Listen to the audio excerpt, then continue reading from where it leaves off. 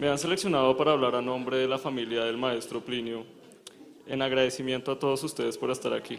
Queremos agradecer como familia, especialmente al presidente Álvaro Uribe, a la doctora Nubia Martínez, a todo el Centro Democrático, al organizador de este evento, Germán Manga, por hacerlo posible y por permitirnos ser partícipes de este.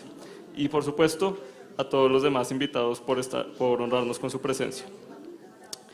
Para hablar de la vida y obra de Plinio Prudillo Mendoza, es inevitable pensar en el entorno que la inspiró desde temprana edad. Él es el segundo de 5 hijos de Plinio Mendoza Neira y Soledad García.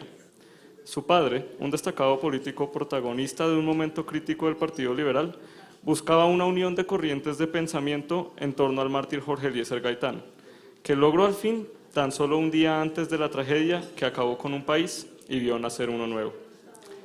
Soledad García era más que la mano derecha de Plinio padre. Era editora de la revista Acción Liberal, la que poseía la verdadera vena periodística de la familia, muy elogiada por escritores y destacados políticos, tanto aliados como enemigos de la época. Las hermanas de Plinio también se dedicaron al periodismo en mayor o menor grado. Elvira Mendoza, de quien García Márquez alguna vez dijo: "Me puso a pensar en el reportaje no como medio estelar de información, sino como género literario". Fue una reconocida editora, fundadora de la revista Diners y directora de la revista Cromos.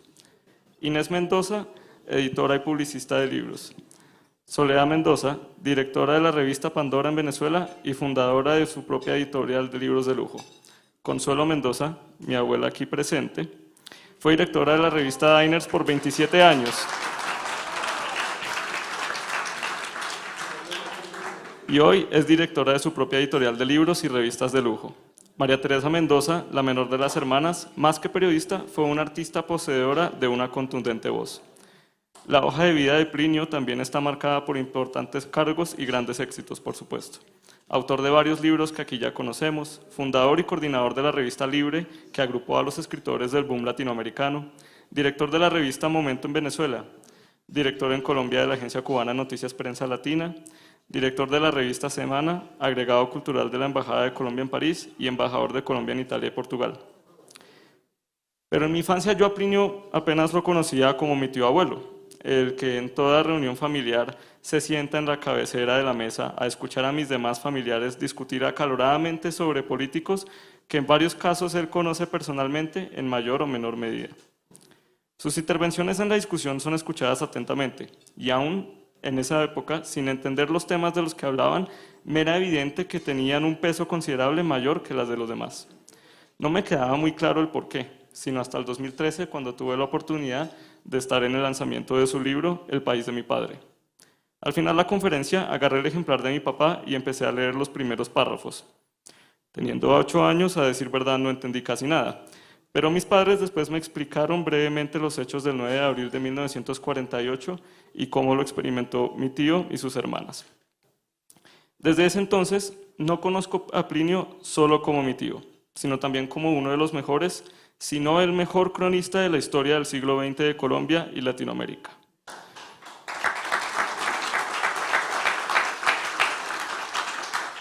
No se compara el aprender historia nacional en un aula de clase con fotos célebres y textos densos y tristes, que por supuesto son necesarios para entender la profundidad, con verla a todo color desde las páginas de retazos de una vida, con lujo de detalles muy humanos que traen de vuelta a algunos de los personajes más influyentes de nuestra historia para mostrar facetas de ellos que nunca se podrán encontrar en ese otro formato que desafortunadamente algunos estudiantes eligen ignorar.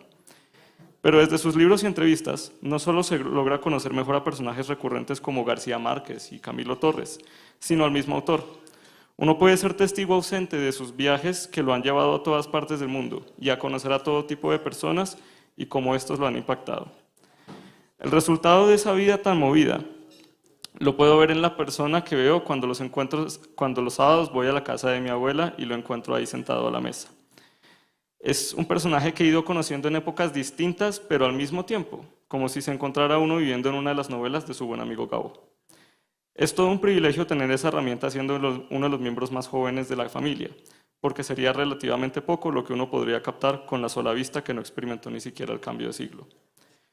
Como frecuentemente ocurre, al leer un autor de su calibre, uno encuentra varios puntos en su obra con los que se identifica con Plinio.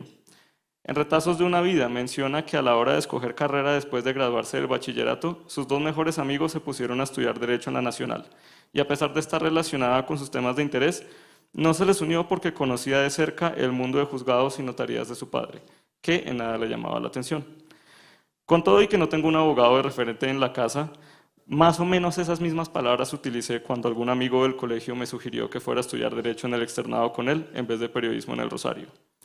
Casualidades de la vida. En ese mismo fragmento del libro, Plinio describe el momento en el que le dijo a su padre que quería estudiar Filosofía y Letras. «Te vas a morir de hambre», le respondió. ¿Cuántas veces hemos escuchado a los que estudiamos mi carrera esa misma frase también? Lo que sí no es casualidad es haber escogido estudiar periodismo. Eso probablemente sea herencia de sangre, como lo sugirió mi tío al recibir el premio Simón Bolívar en 1983, cuando dijo que poco faltó para que los Mendoza nacieran en una imprenta, y que el olor a tinta hasta se impregnó en sus biberones. Yo creo que quedó mezclado en la sangre, porque incluso los ingenieros de la familia no han podido resistir por momentos el impulso de incursionar en el campo del periodismo. En mi caso, más que casualidad o sangre, se trató de causalidad. Fue ver de cerca la vida y obra de Plinio, Consuelo y sus hermanas lo que me convenció de que quería desarrollarme en el mismo campo que ellos. Y es que el periodismo bien ejercido logra cumplir una triple función en la sociedad, tan importante para la sana democracia como lo es la alternancia del poder. El buen periodismo informa al público, fomenta discusiones de opinión y se presta como la mejor herramienta del pueblo para fiscalizar al poder. Una lástima que nuestro actual presidente de la República no tenga claro esto último. Las tres funciones cumplidas con excelencia en la carrera de los Mendoza, sin lugar a duda. A propósito del aporte del periodismo a la política, hay otro gran elemento de Plinio Apuleyo, el que más que nada estamos celebrando aquí hoy, que es el analista político.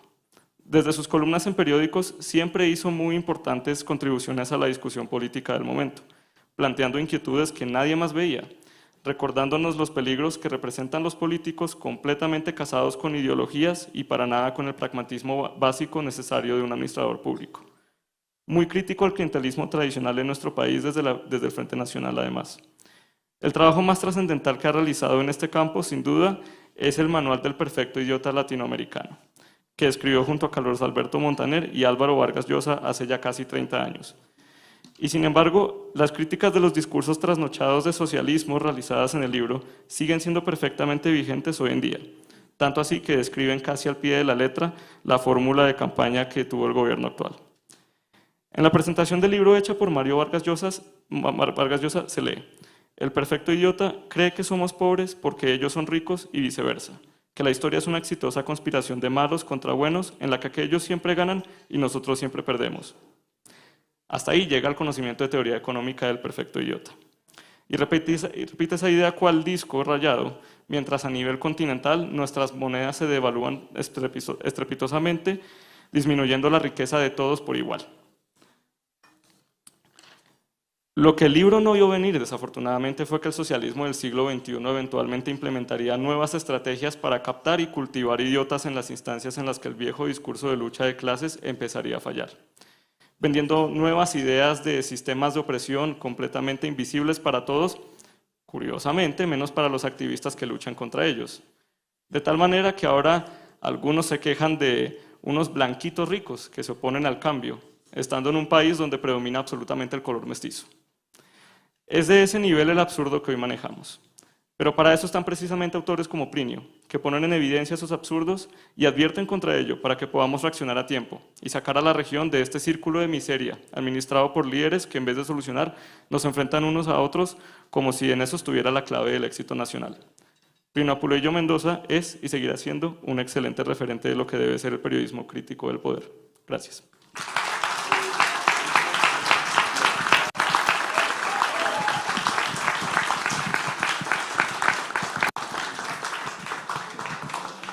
También nació en la imprenta.